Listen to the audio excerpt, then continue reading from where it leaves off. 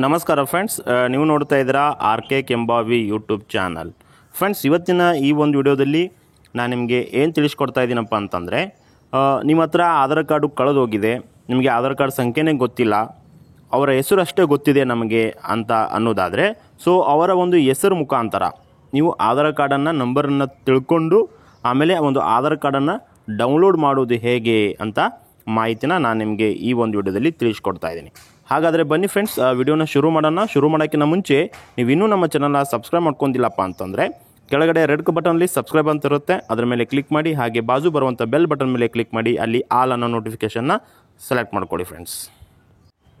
ಹಾಗಾದರೆ ಬನ್ನಿ ಫ್ರೆಂಡ್ಸ್, ವಿಡಿಯೋನ ಶುರು ಮಾಡೋಣ. ಹೌದು ಫ್ರೆಂಡ್ಸ್, ನಿಮ್ಮ ಒಂದು ಆಧಾರ್ ಕಾರ್ಡು ನಂಬರ್ ಗೊತ್ತಿಲ್ಲ, ನೀವು ಆಧಾರ್ ಕಾರ್ಡನ್ನು ಕಳೆದೋಗಿತ್ತು ನಿಮ್ಮದು ಅಂತಂದರೆ ಕೇವಲ ಅವರ ಒಂದು ಹೆಸರದಿಂದ ನಿಮ್ಮ ಒಂದು ಆಧಾರ್ ಕಾರ್ಡ್ ನಂಬರನ್ನು ಪಡೆದು ಆಮೇಲೆ ಡೌನ್ಲೋಡನ್ನು ಮಾಡ್ಬೋದು. ಸೊ ಅದು ಹೇಗೆ ಅಂತಂದರೆ, ನಿಮ್ಮ ಒಂದು ಮೊಬೈಲಲ್ಲಿ ಆಗಿರ್ಬೋದು ಅಥವಾ ಲ್ಯಾಪ್ಟಾಪಲ್ಲಿ ಆಗಿರ್ಬೋದು, ಗೂಗಲಿಗೆ ಬನ್ನಿ. ಗೂಗಲ್ ಕ್ರೋಮ್ ಆಗಿರ್ಬೋದು ಅಥವಾ ಗೂಗಲ್ ಅಂತ ಇರುತ್ತೆ, ಅಲ್ಲಿ ಮೈ ಆಧಾರ್ ಅಂತ ಒಂದು ಎಂಟ್ರಿ ಮಾಡಿ ಸರ್ಚ್ ಕೊಡಿ. ಸರ್ಚ್ ಕೊಟ್ಟಾದಮೇಲೆ ನಿಮಗೆ ಒಂದೇ ಆಪ್ಷನ್ ಬರುತ್ತೆ, UIDAI ಅಂತ. ಸೊ ಆ ಒಂದು ಆಪ್ಷನ್ ಮೇಲೆ ನೀವು ಕ್ಲಿಕ್ ಮಾಡಿ.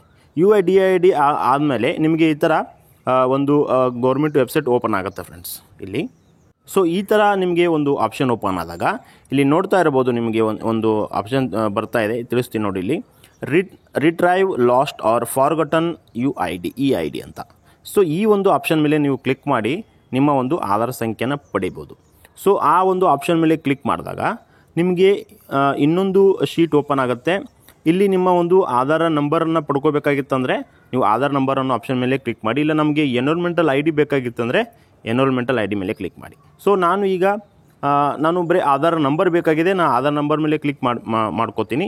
ಆಮೇಲೆ ಆ ಒಂದು ವ್ಯಕ್ತಿಯ ಹೆಸರನ್ನು ನೀವು ಎಂಟ್ರಿ ಮಾಡಬೇಕಾಗ್ತದೆ. ಆಮೇಲೆ ಮೊಬೈಲ್ ಸಂಖ್ಯೆನ ಎಂಟ್ರಿ ಮಾಡಬೇಕಾಗ್ತದೆ. ಮೊಬೈಲ್ ಸಂಖ್ಯೆ ಇರಲಿಲ್ಲ ಅಂದರೆ ಇಮೇಲ್ ID ಎಂಟ್ರಿ ಮಾಡಬೇಕು. ಆಮೇಲೆ ಇಲ್ಲಿ ಕಾಣ್ತಿರುವಂಥ ಕ್ಯಾಪ್ಚಾ, ಈ ಕ್ಯಾಪ್ಚನ್ ಎಂಟ್ರಿ ಮಾಡಿ ಒಂದು ಸೆಂಡ್ OTP ಅನ್ನೋ ಆಪ್ಷನ್ ಇರುತ್ತೆ. ಆ ಒಂದು ಮೊಬೈಲ್ ನಂಬರಿಗೆ OTP ಬರುತ್ತೆ. ಆ ಡೀಟೇಲ್ಸನ್ನು ಎಂಟ್ರಿ ಮಾಡಿ ನೀವು OTPನ ಪಡ್ಕೊಳ್ಳಿ. ಸೊ ಇಲ್ಲಿ ಡೀಟೇಲ್ಸನ್ನು ಹಾಕಿದ್ದೀನಿ. ಈಗ ಸೆಂಡ್ OTP ಅನ್ನೋ ಆಪ್ಷನ್ ಮೇಲೆ ಕ್ಲಿಕ್ ಮಾಡೀನಿ. ಸೊ ಸೆಂಡ್ OTP ಅನ್ನೋ ಆಪ್ಷನ್ ಮೇಲೆ ಕ್ಲಿಕ್ ಮಾಡಿದ್ಮೇಲೆ ಅಲ್ಲಿ OTP ಜನರೇಟೆಡ್ ಸಕ್ಸಸ್ಫುಲಿ ಅಂತ ಬಂತು. ಆಮೇಲೆ ಆ ಒಂದು ಮೊಬೈಲ್ ನಂಬರಿಗೆ OTP ಕೂಡ ಬಂತು. ಸೊ ಈಗ ಆ OTPನ ನಾವು ಹಾಕೋಣ. ಸೊ ಇಲ್ಲಿ OTPನ ಹಾಕಿದ ಮೇಲೆ ಸಬ್ಮಿಟ್ ಅನ್ನೋ ಆಪ್ಷನ್ ಇದೆ, ಸಬ್ಮಿಟ್ ಅನ್ನೋ ಆಪ್ಷನ್ ಮೇಲೆ ಕ್ಲಿಕ್ ಮಾಡೋಣ. ಸಬ್ಮಿಟ್ ಅನ್ನೋ ಆಪ್ಷನ್ ಮೇಲೆ ಕ್ಲಿಕ್ ಮಾಡಿದಾಗ ಫ್ರೆಂಡ್ಸ್ ಇಲ್ಲಿ ನೋಡ್ತಾ ಇರಬಹುದು, ಯುವರ್ ಆಧಾರ್ ನಂಬರ್ ಡ್ಯಾಶ್ ಈ sent to register mobile number ಅಂತ ಬಂತು. ಸೊ ನಮಗೆ ಆಧಾರ್ ಕಾರ್ಡ್ ನಂಬರ್ ಕೂಡ ಇಲ್ಲಿ ಬಂತು ಫ್ರೆಂಡ್ಸ್. ಇಲ್ಲಿ ನೀವು ನೋಡ್ತಾ ಇರ್ಬೋದು, ನಾನು ನಿಮಗೆ SMS ಕೂಡ ತೋರಿಸ್ತೀನಿ ನೋಡಿ. ಈಗ ಆಧಾರ ನಂಬರ್ ಕೂಡ ನಮಗೆ ಬಂದಿದೆ ಫ್ರೆಂಡ್ಸ್. ಇಲ್ಲಿ ನೋಡ್ತಾ ಇದ್ದೀರಲ್ಲ, dear resident your Aadhaar number is ಅಂತ ಈ ಥರ ಬಂದಿದೆ. ಸೊ ಈ ಥರ ನೀವು ಆಧಾರ್ ಕಾರ್ಡ್ ನಂಬರನ್ನು ನೀವು ಪಡೆಯಬಹುದು ಫ್ರೆಂಡ್ಸ್. ಸೊ ಅದಾದಮೇಲೆ ನೀವು ಆಧಾರ್ ಕಾರ್ಡ್ ನಂಬರು ನಿಮಗೆ ಒಂದು ಮೊಬೈಲ್ ನಂಬರಿಗೆ ಬಂದಾದಮೇಲೆ ನಾರ್ಮಲಿ ಆಗಿ ನೀವು ಇದೇ ವೆಬ್ಸೈಟಲ್ಲಿ ಇರಬೇಕಾಗ್ತದೆ ನಿಮ್ಮ ಆಧಾರ್ ಕಾರ್ಡ್ ಡೌನ್ಲೋಡ್ ಮಾಡಬೇಕಾದ್ರೆ. ಸೊ ಇಲ್ಲಿ ಇನ್ನೊಂದು ಆಪ್ಷನ್ ಇದೆ, ಡೌನ್ಲೋಡ್ ಆಧಾರ್ ಅಂತ. ಮಾರ್ಕ್ ಮಾಡಿ ತೋರಿಸ್ತೀನಿ ನೋಡಿ ಫ್ರೆಂಡ್ಸ್. ಇಲ್ಲಿ ನಿಮಗೆ ಡೌನ್ಲೋಡ್ ಆಧಾರ್ ಅಂತ ಈ ಒಂದು ಆಪ್ಷನ್ ಮೇಲೆ ನೀವು ಕ್ಲಿಕ್ ಮಾಡಿ. ಡೌನ್ಲೋಡ್ ಆಧಾರ್ ಅನ್ನೋ ಆಪ್ಷನ್ ಮೇಲೆ ಕ್ಲಿಕ್ ಮಾಡಿದಾಗ ನಿಮಗೆ ಈ ಥರ ಒಂದು ವೆಬ್ಸೈಟ್ ಓಪನ್ ಆಗುತ್ತೆ. ಇಲ್ಲಿ ನೀವು ಲಾಗಿನ್ ಕೂಡ ಆಗಿ ಮಾಡ್ಬೋದು, ಡೈರೆಕ್ಟಾಗಿ ನಿಮಗೆ ಡೌನ್ಲೋಡ್ ಸಿಗುತ್ತೆ.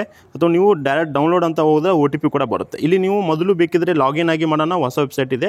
ಈ ಒಂದು ಆಧಾರ್ ಕಾರ್ಡ್ ನಂಬರನ್ನು ಹಾಕಿ ಆಮೇಲೆ ಕ್ಯಾಪ್ಚಾನ ಹಾಕಿ OTP ಕೊಟ್ಟು ಲಾಗಿನ್ ಆಗೋಣ. ಸೊ ಇಲ್ಲಿ ನಾನು ಆಧಾರ್ ಕಾರ್ಡ್ ನಂಬರ್ ಹಾಕಿದೆ, ಕ್ಯಾಪ್ಚಾ ಹಾಕಿದೆ, ಸೆಂಡ್ OTP ಅಂತ ಕೊಟ್ಟೆ. ಸೊ OTP ಜನರೇಷನ್ ಸಕ್ಸಸ್ಫುಲಿ ಅಂತ ಬಂತು. ಈಗ ನಾವು OTPಯನ್ನು ಹಾಕೋಣ.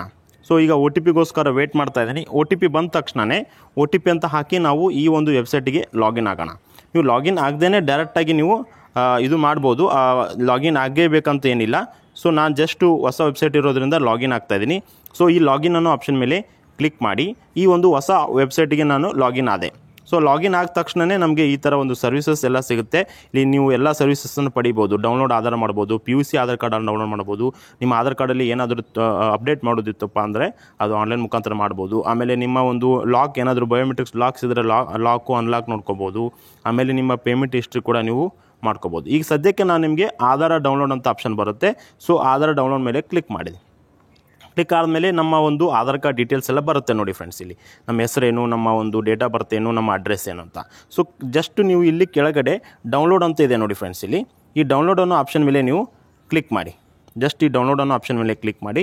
ಡೌನ್ಲೋಡ್ ಅನ್ನೋ ಆಪ್ಷನ್ ಮೇಲೆ ಕ್ಲಿಕ್ ಮಾಡಿದಾಗ ನಿಮ್ಮ ಮೊಬೈಲಲ್ಲೇ ಆ ಒಂದು ಈ ಆಧಾರ ಡೌನ್ಲೋಡ್ ಆಗುತ್ತೆ ಫ್ರೆಂಡ್ಸ್. ಇಲ್ಲಿ ಕಂಗ್ರ್ಯಾಚುಲೇಷನ್ಸ್ ಅಂತ. ಸೊ ಇಲ್ಲಿ ಮೇಲ್ಗಡೆ ಕೂಡ ನೀವು ನೋಡ್ಬೋದು ನಂದು ಡೌನ್ಲೋಡೆಡ್, ಇಲ್ಲಿ ಜಸ್ಟ್ ನಾವು ಇದೆಲ್ಲ ಈ ಡೌನ್ಲೋಡ್ ಆಗಿದೆ ನೋಡಿ ಫ್ರೆಂಡ್ಸ್ ಇಲ್ಲಿ.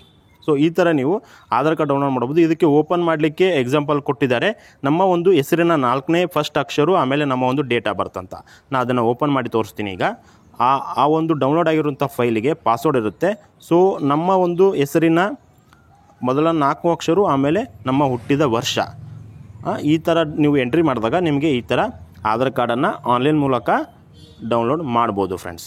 ಸೊ ನೋಡಿದ್ರಲ್ಲ ಫ್ರೆಂಡ್ಸ್, ಹೇಗೆ ನಿಮ್ಮ ಒಂದು ಹೆಸರು ಮುಖಾಂತರ ಮೊದಲು ಆಧಾರ್ ಕಾರ್ಡನ್ನು ಪಡೆದುಕೊಂಡು ಆಮೇಲೆ ನಿಮ್ಮ ಒಂದು ಆಧಾರ್ ಸಂಖ್ಯೆಯನ್ನು ಗೊತ್ತಾದಮೇಲೆ ನಿಮ್ಮ ಒಂದು ಆಧಾರ್ ಕಾರ್ಡನ್ನು ಡೌನ್ಲೋಡ್ ಮಾಡೋದು, ನಿಮ್ಮ ಒಂದು ಆಧಾರ್ ಕಾರ್ಡನ್ನು ಡೌನ್ಲೋಡ್ ಮಾಡೋದು ಹೇಗೆ ಅಂತ ನಾನು ನಿಮಗೆ ಈ ಒಂದು ವಿಡಿಯೋದಲ್ಲಿ ಮಾಹಿತಿನ ತಿಳಿಸ್ಕೊಟ್ಟಿದ್ದೀನಿ. ಈ ಒಂದು ವಿಡಿಯೋ ನಿಮಗೆ ಇಷ್ಟ ಆಗಿದ್ದರೆ ಲೈಕ್ ಮಾಡಿ ಫ್ರೆಂಡ್ಸ್, ಹಾಗೆ ಫ್ಯಾಮಿಲಿ ಫ್ರೆಂಡ್ಸ್ ಜೊತೆ ಶೇರ್ ಮಾಡಿ. Thank you.